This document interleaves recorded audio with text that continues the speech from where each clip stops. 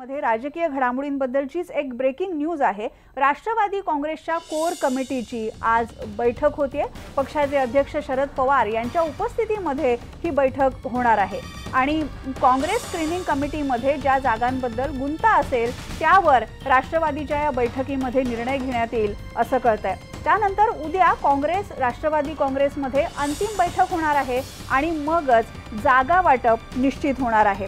काँग्रेस आणि राष्ट्रवादीच्या आघाडीमध्ये ज्या मतभेद असलेल्या जागा आहेत त्याच्याबद्दल निर्णय घेण्यासाठी ही बैठक आहे।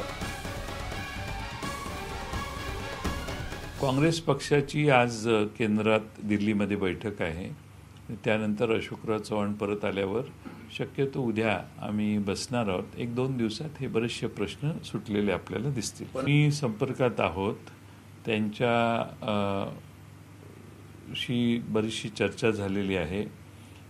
राष्ट्रवादी काँग्रेस पक्षाचे अध्यक्ष आदरणीय शरद पवार साहेब यांची आणि राजू शेट्टी खासदार यांची चर्चा झालेली आहे। राष्ट्रवादीच्या पुरती जी जबाबदारी होती ती आम्ही पार पाडायचं ठरवलेलं आहे।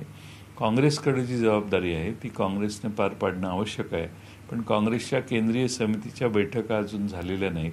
त्या आज होत आहेत अशी माझी माहिती आहे, आज किंवा उद्या, आणि त्यानंतर काँग्रेस काय ठरवणार आहे हेही कळेल। आपण पाहिलं जयंत पाटील काय म्हणाले आणि याबद्दल आमचे प्रतिनिधी प्रफुल्ल साळुंखे यांच्याशी आपण बोलूया।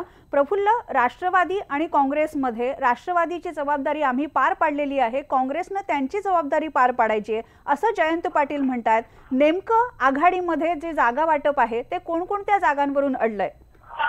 आरती, जर आपण पाहिलं काँग्रेस राष्ट्रवादी काँग्रेसचे अनेक घटक पक्षांनी या ठिकाणी या संदर्भातली चर्चा दोन्ही पक्षांनी केली आहे।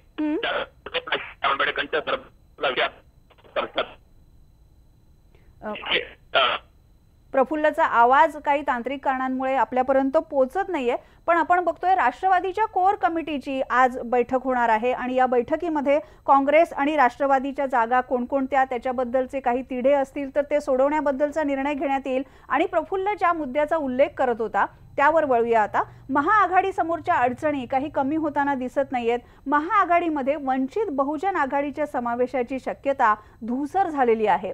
सीपीएमला दिंडोरी मतदारसंघ सोडायला राष्ट्रवादीने नकार दिलेला आहे। सीपीएमने पालघरला लढावं अशी राष्ट्रवादीची भूमिका आहे। पालघर काँग्रेसच्या कोट्यामध्ये असून काँग्रेसकडून बहुजन विकास आघाडीला घेण्याचे संकेत देण्यात आलेले आहेत आणि या निवडणुकीच्या नंतर बहुजन विकास आघाडी सोबत राहील का याबद्दल सुद्धा संभ्रमच आहे। अंतिम पर्याय जो आहे तो काँग्रेस 26-24 नुसार हे जागा वाटप असावं। काँग्रेस राष्ट्रवादीने ही निवडणूक लढवावी यावर चर्चा सुरू आहे।